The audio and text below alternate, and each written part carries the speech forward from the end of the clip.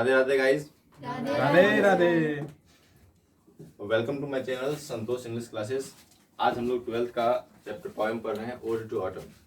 पहले इनके बारे में जिमनी जानते हैं। इनके राइटर जो हैं जॉन कीट्स, उनके बारे में हम लोग जानते हैं कि वो क्या थे, उन्होंने क्या क्या किया अपनी लाइफ में। और हम बताना चाहेंगे कि जॉन कीट्स, जो कि जिनका जन्म आपको दिख रहा होगा कि जॉन कीट्स जिनका जन्म 1795 में हुआ और 1821 में हुआ, मतलब मात्र 26 साल की उम्र में उनकी डेथ हो गई थी। One of the greatest of English romantic poets. कहता है कि रोमांटिक पोइट्स में, यानी कि रोमांटिक पोइट आप लोग समझ लोगे, रोमांटिक पोइट्स में महानतम, इंग्लिश के महानतम रोमांटिक पोइट्स में से एक थे। मात्र 26 साल की उम्र में उन्होंने क्या कहते हैं, रोमांटिक पोइट्स यानी कि ग्रेटनेस को, यानी कि कह सकते हो कि महानता को प्राप्त कर लिया मात्र 26 साल की उम्र में। वॉज बॉर्न एट मूनफील्ड, लंदन, जिनका जन्म लंदन के मूनफील्ड में हुआ।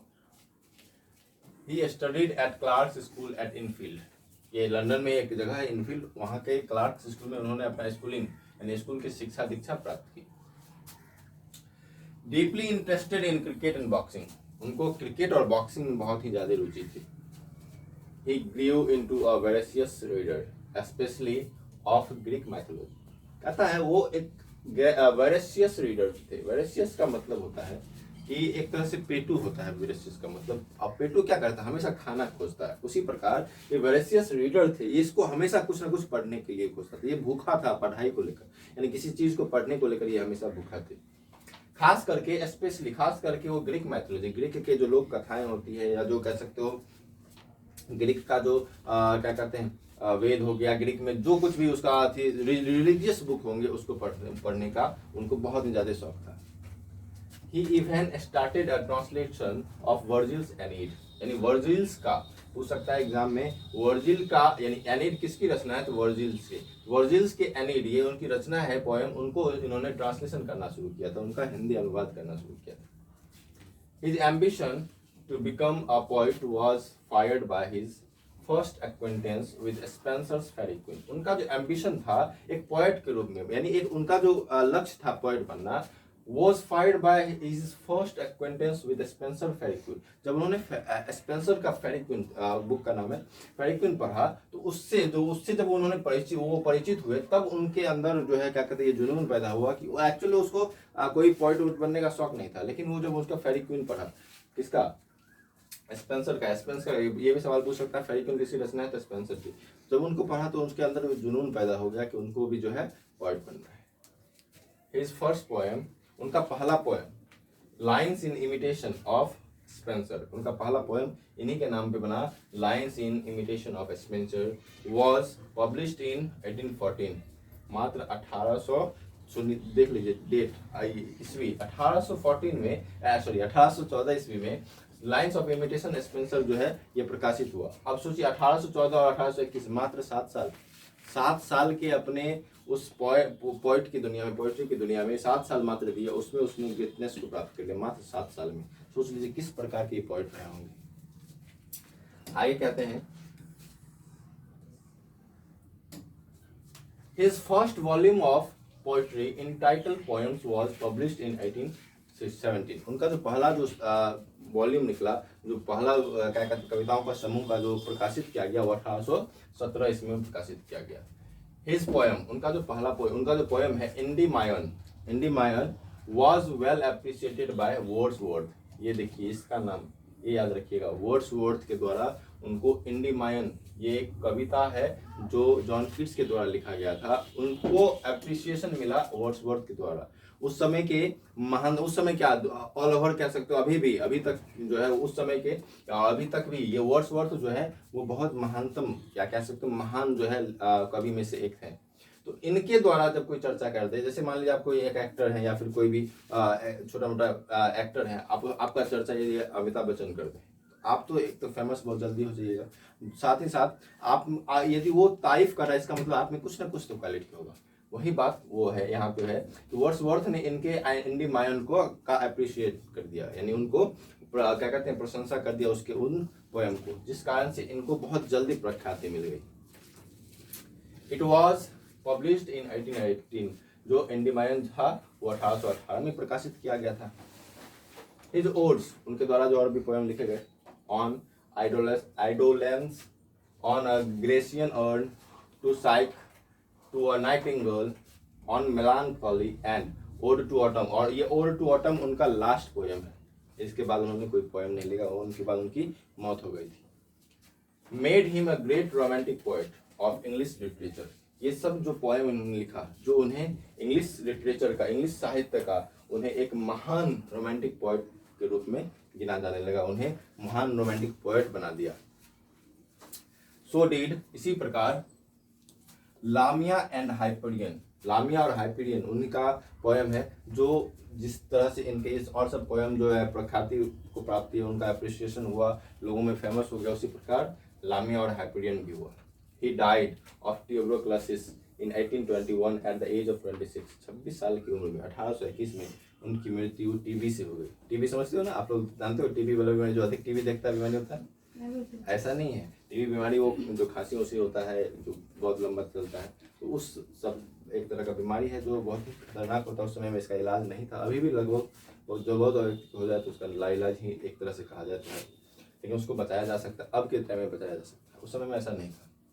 But within this short span of life he was able to achieve greatness. मात्र 7 साल, शॉर्ट स्पैन ऑफ लाइफ, ये 26 साल का जो उम्र है, एक छोटा सा ही जीवन है, उस छोटे से जीवन में वो इस योग्य थे कि वो ग्रेटनेस को अचीव कर लिए, यानी महानता को प्राप्त कर ली। इतना अच्छे कवि थे वो, यदि वो रह जाते तो आज दुनिया के सबसे महानतम कवि में से एक होते। His poems and letters have depth beneath। उनके जो poems और letters होते हैं उसके अंदर दबा हुआ, उसकी गहराई से दबा हुआ, उसके अंदर है क्या है, their beauty। उसी के उस poem और letters के अंदर उसको जब पढ़ोगे तो उसमें ही उसकी सुंदरता छुपी हुई। and reflect his awareness of the pains and suffering of life। और वो उनके उस poem से ये आपको पता चलेगा, जो अवेयरनेस, जो जागरूकता उसके अंदर है दर्द को लेकर, और जो जीवन में जो पीड़ा है उसको लेकर जो जागरूकता उनके अंदर है, वो जो बताते हैं उनके जैसा कोई नहीं बता सकता। फिर आगे कहते हैं टू हिम, उनके लिए अ थिंग ऑफ ब्यूटी, जो सुंदरता जो एक चीज है, is a joy for ever, वो क्या है, हमेशा मजेदार होती है। एंड ब्यूटी इज ट्रूथ, और उनका मानना है कि जो सुंदरता है वही सच है। ट्रूथ ब्यूटी, वास्तविक सुंदरता, सच्ची सुंदरता है। इसका ये मतलब नहीं कि जो देखने में सुंदर हो उसका बात कर रहे हैं, यहाँ वास्तविक जो एक्चुअल सुंदर हो, ऐसा नहीं कि देखने में सुंदर है अंदर से सुंदर है, ऐसा वाला नहीं। जो एक्चुअल में सुंदर होता है, सुंदर का मतलब कि उसमें अच्छे गुण होने चाहिए, क्वालिटी होनी चाहिए, वो सुंदरता, वो फिजिकल सुंदरता नहीं। आगे कहते हैं in the poem Ode to Autumn, Keats described the beauty and characteristic spirit of autumn in a series of memorable pictures। कहता इस पोएम Ode to Autumn में किट्स जो है वो सुंदरता, ऑटम की सुंदरता और उसकी जो विशेषता है उसको बतलाते हैं। In a series of memorable pictures, एक यादगार श्रृंखलाओं, यादगार तस्वीरों की श्रृंखलाओं के माध्यम से exhibit the principle of beauty in nature. जो एग्जिबिटिंग मतलब होता है दर्शाना, एग्जिबिटिंग मतलब दर्शाना, द प्रिंसिपल ऑफ ब्यूटी यानी सुंदरता के सिद्धांत को, यानी नेचर में जो सुंदरता है उसके सिद्धांत को दर्शाता है ये चैप्टर, ये पोएम। नॉर्मली होता क्या है कि अधिकतर जो पोएट होते हैं वो क्या कहते हैं, स्प्रिंग सीजन को लेकर लिखते हैं। स्प्रिंग सीजन सबसे अच्छा सीजन होता है, ऐसा माना जाता है। तो इन्होंने सबसे अलग किया है, ऑटम को लेकर लिखा है। ऑटम को सब कह सकते हो, सब उसको बैड वेदर मानता है क्योंकि इसमें पतझड़ होते हैं, बैड सीजन मानता है, पतझड़ होते हैं। लेकिन ऐसा नहीं, ये उसमें जो इस ऑटम में छुपी सुंदरता है, जो विशेषता है, उसको निकाल कर दिखाया है सबों को, इसीलिए इतने महान कवि थे। चलिए हम लोग इसके बारे में पढ़ते हैं, क्या कहना चाहते हैं देखिएगा। ओड टू ऑटम चैप्टर जो कि किट्स के द्वारा, जॉन किट्स के द्वारा लिखा गया है, कहते हैं सीजन ऑफ मिस्ट एंड मेलो फ्रूटफुलनेस। ये जो ऑटम मौसम है, ये मौसम है मिस्ट का। किसका मौसम? मिस्ट का, यानी मिस्ट मतलब कोहरों का मौसम है। एंड मेलो फ्रूटफुलनेस, और यही मौसम है जिसमें फ्रूटफुलनेस यानी फल भरा भर लबालब होते हैं। Close bosom friend of the मैचरिंग सन, और ये जो ऑटम है, यहाँ पे पहले जान लीजिए, ये जो स्टेंजा अभी हम पढ़ने जा रहे हैं, यहाँ पे ऑटम को एक पुरुष के रूप में दिखाया गया है। वो और वही कहता है close bosom friend of the maturing sun, और उस सन मैचिंग सन वृश्चिक जो सन है उसका वो क्लोज बॉजम फ्रेंड है। बॉजम मतलब होता है घनिष्ठ मित्र, बहुत ही गहरा मित्र। ये ऑटम का मित्र है सन, सूरज जो है ऑटम का मित्र है। आप लोग को पता होगा ऑटम जो है गर्मी जाना और ठंडी आने के बीच का मौसम होता है ऑटम, ठीक है। तो सूरज और जो है ऑटम एक दूसरे का बहुत ही घनिष्ठ मित्र है। Conspiring with him how to load and bless, ये एक दूसरे से कॉन्स्पायर कर रहे हैं, एक षड्यंत्र रच रहे हैं, या एक तरह से लोग काना फूसी कर रहे हैं। जैसे आप लोग काना फूसी करते हैं ना, काने में बोलना ये बोलना, उसी तरह ये दोनों दोस्त आपस में काना फूसी कर रहे हैं। क्या कर रहे हैं कि how to load and bless, किस तरह से इसे भर दें, यानी क्योंकि ये फलों का मौसम है तो इस क्या ऐसा करें कि वो जो है सारा फल जो है एकदम पूरा लबालब हो जाए। किस चीज से? With fruit the wine, wine समझते हैं आप लोग, लतरने वाला जो पौधा होता है, जो लतरने वाला पौधा होता है उसको वाइन्स बोलते हैं। डेट राउंड द थैज्ड एब्स क्या है? थैड इब्स क्या होता है? तो ये जो लतरने वाला पौधा होता है उसको सहारे के लिए एक लकड़ी उकड़ी का बना होता है, बांस उसका बना होता है, जानते हैं बांस के क्या कहते हैं, लकड़ी से बना हुआ होता है, एक छप्पर टाइप का बना रहता है, उस सब का सहारा जो दिया जाता है उसको थैज्ड बोलते हैं। इव रन्स, वो ऊपर की ओर उसकी लत्तियां चढ़ती है। तो वही कह रहा है जो लतरने वाले पौधे हैं जो कि ऊपर की ओर चढ़ती हैं उससे क्या कर देंगे? फलों से भर देंगे।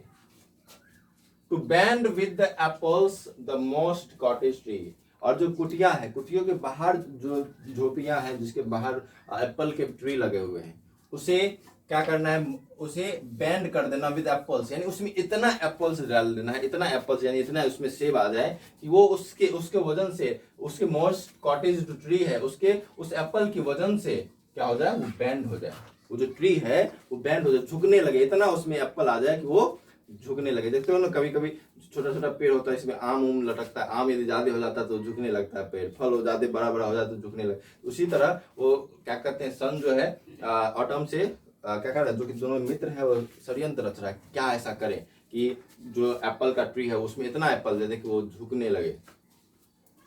फिर आगे कहते हैं and fill all fruits with ripeness to the core, और जितने भी फल हों उसमें, जितने भी फल होंगे उस मौसम में, सबको उसको गहराई तक, उसके अंदर तक उसे पका देंगे। ऐसा दोनों एक दूसरे से मिलकर षड्यंत्र रच रहे हैं, काम बात बोल रहे हैं। To swell the gourd, gourd मतलब होता है कद्दू, कद्दू को फुला देंगे, कद्दू को फुला देंगे। And plump the hazel shells, hazel shells समझते हैं आप लोग? अभी आप लोग कभी अच्छी देखे हैं सुपारी देखे हैं? सुपारी देखिए, मैं दिखा रहा हूं आपको।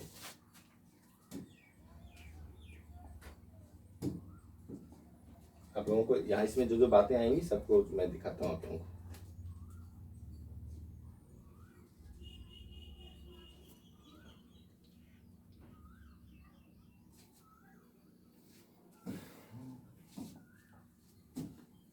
एक मिनट रुक जाइएगा।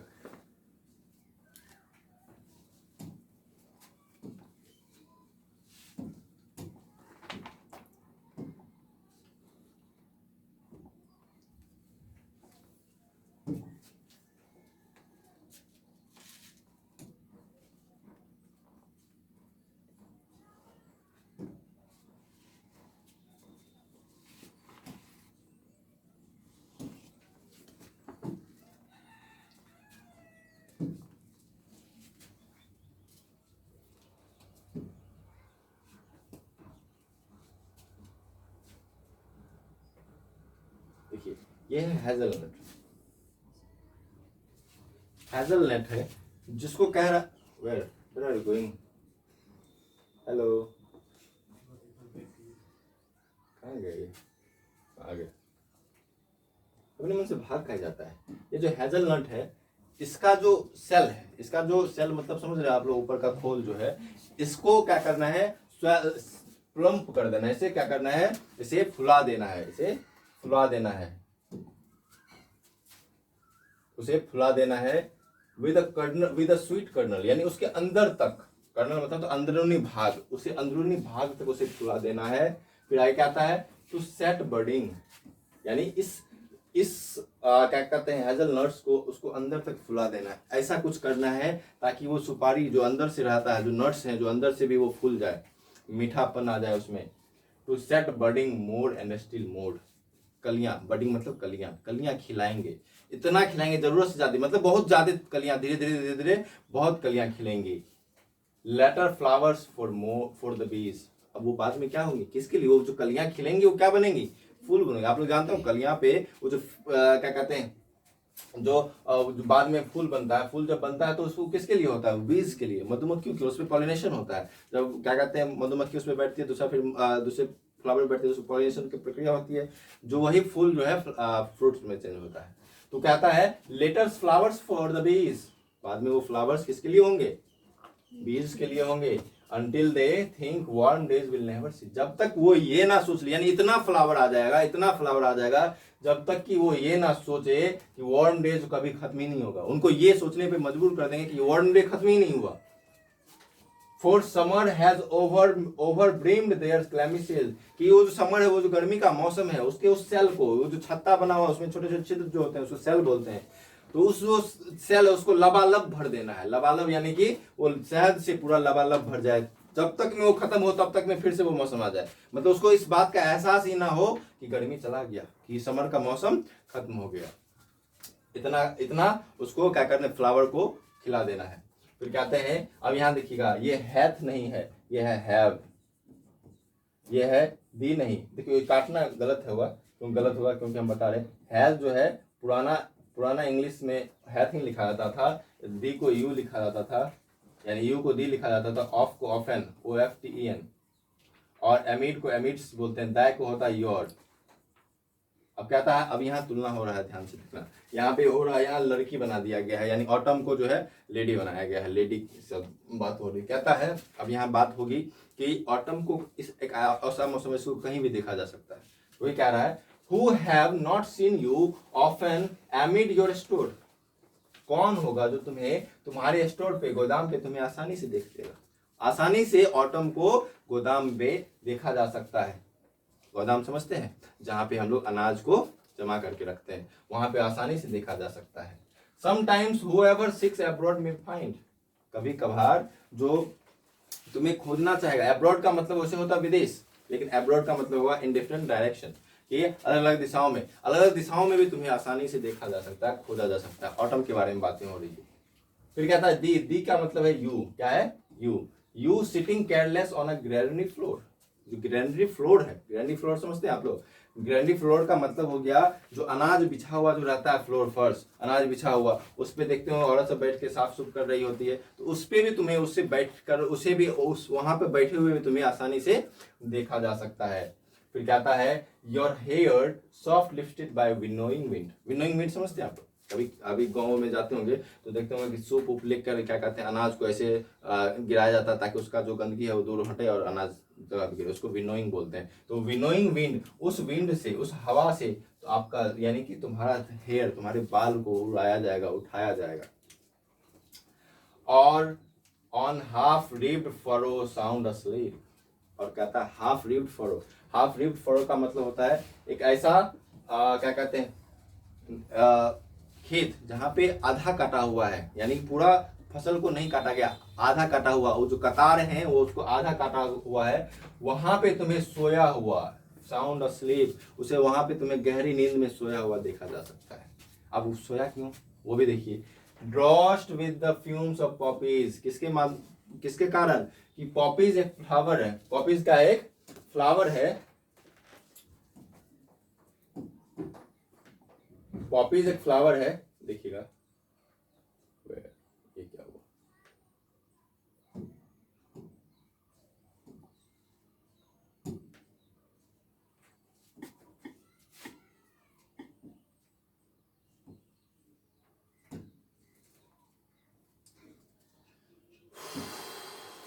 क्या क्या आ रहा है?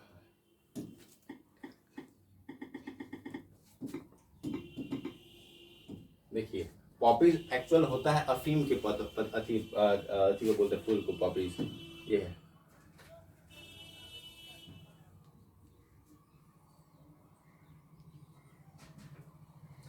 ये जो पॉपीज है इसका जो सुगंध होता है मदहोश करने वाला होता है, यानी पॉपीज अफीम है जो कि एक नशा होता है। उसका जो टॉक्सिक होता है, इसका सुगंध टॉक्सिक होता है, उसी से वो ड्रॉस्ड हो गई है। ड्रॉस्ड का मतलब मदहोश हो जाना, यानी उस मदहोशी, उसके सुगंध से, उस पॉपीज के यानी उस अफीम के फूल के सुगंध से वो औरत क्या हो गई है, लड़कियां जो है, जो वहाँ पे काम कर रही हैं, या जो क्या कहते हैं, जो ऑटम का जो मौसम है, जो वहाँ पे उसे आसानी से वहाँ पे सोया हुआ, गहरी नींद में सोया हुआ देखा जा सकता है। वाइल, जबकि ड्राई हुक, हुक समझते हैं आप लोग? कभी कचिया देखे हैं? कचिया आप लोग देखे होंगे। कचिया आप लोग क्या कहते हैं, कचिया जिसको हम लोग हुक भी बोलते हैं। यहाँ देखिए हुक क्या होता है। ऑटोमेटिक क्यों लेने लगता है बिना मेरे से पूछे? तो क्या होगा?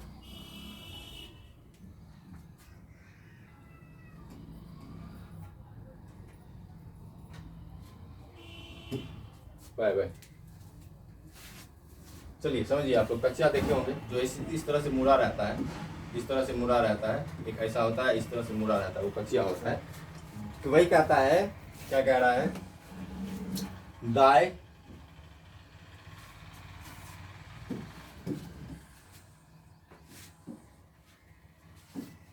देखिएगा, कहता है drowsed with the fumes of poppies. Poppies की मदद से, पॉपीज की सुगंध से वो औरतें जो वहां पे कार्य कर रही थी, काम कर रही थी, वो सब मदहोश हो चुकी हैं। वाइल योर हुक, या दाई मतलब होता है योर, बताए थे योर होता है, योर हुक जो कि कस्या है, ठीक है, एस्पेयर्स द नेक्स्ट स्वेथ, जो दूसरे स्वेथ को, दूसरे कतार को काटने वाली थी, एंड ऑल इट्स ट्विंटेड फ्लावर, और उसका जो फ्लावर, जो क्या कहते हैं, पॉपीज का जो फ्लावर जो एक दूसरे से जकड़ा हुआ है, उसको काटने वाली थी, वो सब बच गए, सब के सब बचे, क्योंकि वो सो गई थी। And sometimes like a gleaner, you, यहाँ पे यू है, क्या है यू, डॉस्ट का मतलब डू है यहाँ पे, कहता है and sometimes like a gleaner you dost you do keep, और कभी कभार तुम एक ग्लीनर की तरह काम करते हो। ग्लीनर का मतलब चुनने वाला, जो गंदा चीज होता है, जो फसल उसल में जो खरपतवार होते हैं उसको चुनने का काम करते हैं, कभी कभार तुम उस तरह भी तुम्हें देखा जा सकता है। एस्टडी दे मतलब your, you laden head across the brook, और कभी कभार तुम्हें तुम्हारे सर पर बोझ उठा कर जाते हुए, ब्रुक मतलब होता है छोटा नदी, जो छोटी छोटी नदियां होती है, जो फसल के आसपास, जो खेत के आसपास जो नदियां होती है, उसको पार करते हुए भी तुम्हें देखा जा सकता है। और by cider press with patient look, और साइडर प्रेस के साथ, साइडर प्रेस क्या होता है कि जो एप्पल का रस निकालने वाले जो मशीन होते हैं, उसको साइडर प्रेस कहता है, जिससे शराब भी बनता है। तो कहता है उस साइडर प्रेस के पास भी विद पेशेंट लुक, एकदम धैर्य भरी लुक से, धैर्य भरी निगाह से वहां पे देखने के लिए तुम्हें देखा जा सकता है। द यू, यानी द मतलब you watches the last watchings hour by hour, तुम वहां घंटे तक एक एक बूंद को एकदम पेशेंट लुक, एकदम धैर्य भरी निगाह से वहां बैठ कर देखते हो, उसमें मदहोश हो, वहां भी तुम्हें देखा जा सकता है। फिर आगे कहता है, अब यहाँ पे तुलना हो रहा है इसका स्प्रिंग के साथ, इस पोएम का ऑटम का तुलना स्प्रिंग के साथ हो रहा है। क्या कहता है, where are the songs of spring, जो सॉन्ग, जो गीत स्प्रिंग सीजन में होता है, वसंत ऋतु में होता है, उसका गीत कहाँ है? अरे वेयर आर दे, अरे कहाँ है वो? थिंक नॉट ऑफ देम, कहता उसके बारे में मत सोचो। यू हैज, यहाँ पे हैव होगा, यहाँ पे हैव होगा, हैज का मतलब have, you have your music too, तुम्हारा खुद का भी एक म्यूजिक है, तुम्हारा खुद का भी गीत है। वाइल बैरेड क्लाउड्स, बैरेड क्लाउड्स क्या होता है कि आप लोग शाम के मौसम में देखे होंगे, ठहरा हुआ बादल और जब सूरज डूब रहा, barred clouds bloom the soft dying day. Soft dying day का मतलब हो गया कि मरता हुआ दिन, मतलब क्या, मरता हुआ दिन का मतलब क्या, शाम का मौसम, शाम का समय, जो उस समय में क्या होता है कि सूरज डूब रहा होता है, दिन का क्या होता है, दिन खत्म हो रहा होता है, तो उस समय जो बैरेड क्लाउड है, जो ठहरा हुआ क्लाउड है, उसे भी देखा जा सकता है। And touch the stubble plains, और वो क्या करता है, उससे जो रोशनी निकलती है, वो सूरज जो डूब रहा हो तो उससे जो रोशनी निकलती है, विद सूरजी हुई, यानी गुलाबी कलर का जो किरणें निकलती हैं, वो स्टबल प्लेन्स को, स्टबल प्लेन्स क्या होता है, आप लोग कभी देखे होंगे, तो क्या कहते हैं, फसल को काटा जाता है तो एक खुट्टी टाइप का छूट जाता है, वहां रहता है, वो जो खुट्टी होता है उसी को स्टबल बोलते हैं। तो स्टबल प्लेन्स पे वो जो ढलता हुआ जो शाम है, ढलता हुआ जो दिन है, उसका जो रोशनी, सूरज की जो रोशनी जो गुलाबी कलर की है, रोजी ह्यू यानी गुलाबी कलर की है, वो उसे छूता हुआ, उस स्टेबल प्लेन्स को छूता हुआ देखा जा सकता है। फिर कहता है देन इन वेलफुल क्वाइट, वेलफुल मतलब होता है कहराना, क्वाइट मतलब समूह में, जब कुछ जो है समूह में कहरा रही होती है, द स्मॉल नेट्स जो है यानी कि छोटे जो मच्छर हैं वो क्या कर रहे हैं, मॉर्न कर रहे हैं, वो भिनभिना रहे हैं, वो आवाज निकाल रहे हैं, वो इस मौसम का गीत है। यानी जैसे क्या कहते हैं स्प्रिंग मौसम में नाइटिंगेल गीत गाती है, उस तरह से इस मौसम में आपको छोटे मच्छर भिनभिनाते हैं, छोटे मच्छर का भिनभिनाना एक तरह से गीत है। Among the river swallow, swallow क्या होता है, नदी के बीच में एक नदी के अंदर से, जानते हो नदी में भी पौधे उगते हैं, नदी में जो पौधे उगते हैं जो बाहर निकल जाते हैं, पीले कलर के पौधे होते हैं वो जो बाहर निकलते हैं, तो वही कहता है among the river swallow born of, जो रिवर है, रिवर में जो पीले पेड़ हैं वो भी वहाँ पे बॉर्न होते हैं, वहाँ पे निकलते हैं, और sinking as the light wind lives or dies, और वो जो पौधा है वो हवा, छोटा जो मध्यम सा जो हवा चलता है उससे वो पौधा क्या होता है, डूबता है और निकलता है। यदि वो टूट गया तो उसी में डूब कर मर जाता है। वो पौधा जो यदि टूट गया हवा से तो डूब कर उसी पानी में मर जाता है। जैसे मानो कि वो डूब रहा है और निकल रहा है, डूब रहा है निकल रहा है, यानी कि मतलब वो जी रहा है और मर रहा है, इस तरह से वहां पे उसके साथ होता है। And full grown lambs loud bleat from the hilly bourn, और कहता है फुल ग्रोन लैम्प्स का मतलब हो गया आपको पूरा वयस्क सा, पूरा बड़ा हुआ जो लैम्प्स भेड़ है, जिसको हम लोग एक तरह से बकरा भी कह सकते हैं। लाउड ब्लीट, वो जोर से मैमियाती है, ब्लीट मतलब होता है मैमियाना, कहाँ से, फ्रॉम हिली बॉर्न यानी कि पहाड़ों की चोटियों से वो क्या कर रही है, मैमिया रही है। ये सॉन्ग जो है, ये जो गीत है, ये जो मैमियाना जो गीत है, वो इस ऑटम का क्या है, गीत है। हैज क्रिकेट, आप लोग सिंग, हैज क्रिकेट सिंग, आप लोग सुने होंगे कि झिंगुर, हैज क्रिकेट होगा यहाँ पे, हाँ क्रिकेट सिंग, जो झिंगुर आप लोग कभी देखे होंगे, वो पायल की तरह उसका आवाज निकलता है, कीड़ा होता है, पायल के जैसे आवाज निकलता है। And now with the treble soft the red breast with whistles from the garden croft, और वो जो झिंगुर जिसका आवाज जो वो गाती है तो उसका आवाज जो है पायल के झंकार जैसी होती है, वो भी इस मौसम का गीत है। And now with the treble soft, एकदम बहुत ही मध्यम सा, बहुत ही मधुर सा आवाज निकलता है। The red breast whistles from the garden croft, एक रेड ब्रेस्ट विसल्स होता है, यानी रेड ब्रेस्ट करके एक पक्षी होती है जिसका जो है क्या कहते हैं, ये भाग जो होता है वो लाल कलर का होता है, तो वो जो है वो गाती है तो उसका आवाज जो निकलता है वो एकदम विसल के जैसे, यानी सीटी के जैसे होती है। फ्रॉम अ गार्डन क्रॉफ्ट यानी बगीचे से जो उसका आवाज निकलता है एकदम सीटी के जैसे, एकदम मधुर सा गीत होता है, वो भी इस मौसम का ऑटम में ही गाया जाता है। एंड गैदरिंग स्वैलोज, स्वैलोज होता है एक पक्षी है, इसको भी स्वैलोज बोलते हैं पक्षी, जो स्वैलोज पक्षी होता है जो एकदम झुंड में चलती हैं, तो वो कहता है स्वैलोज पक्षी जो है ट्विटर्ड इन द स्काईज, वो आकाश में एक समूह में चलते हुए एकदम चहक पहक करते हुए चलती हैं, वो भी इस मौसम का, इस ऑटम का गीत है। वो इस मौसम में जो क्या कहते हैं गुण था, जो क्वालिटी था, जो उसकी तुलना स्प्रिंग से कर दिया, जो स्प्रिंग सबसे अच्छा मौसम होता है, और इस मौसम को सब पॉइंट हो चाहे कोई भी हो, इस मौसम को सबसे खराब मौसम मानता है, क्योंकि इस मौसम में पतझड़ होते हैं, सब कुछ झड़ जाता है। लेकिन एक्चुअल में इसमें जो खामियां थी उसको नजरअंदाज करते हुए इसमें जो खूबियां थी उसको जॉन कीट्स ने बताया। इसी कारण वो इतने महान कवि थे, क्योंकि जो चीज कोई लिखना नहीं चाहता था उसमें इन्होंने खूबियां को देख लिया। इस तरह के और वीडियोज आप लोगों को यदि चाहिए, आप लोगों को यदि अच्छा लग रहा है, इन्फॉर्मेटिव लग रहा है, तो आप लोग मेरे चैनल संतोष इंग्लिश क्लासेस को सब्सक्राइब करें। आप लोगों में से बहुत बच्चे ऐसे हैं जो वीडियोस देखते हैं, 97% बच्चे अभी तक सब्सक्राइब नहीं किए। मैंने अभी तक जो डाटा देखा है उसमें 97% बच्चे से वीडियो देख के चले जाते हैं, मजे लेकर चले जाते हैं। थोड़ा सा उसको सब्सक्राइब कर दीजिए ताकि, और लाइक जरूर कर दीजिएगा ताकि मुझे मोटिवेशन आगे मिलते रहे आप लोगों की तरह, आप लोगों के लिए इस तरह का वीडियो और बना सकूँ। Thank you.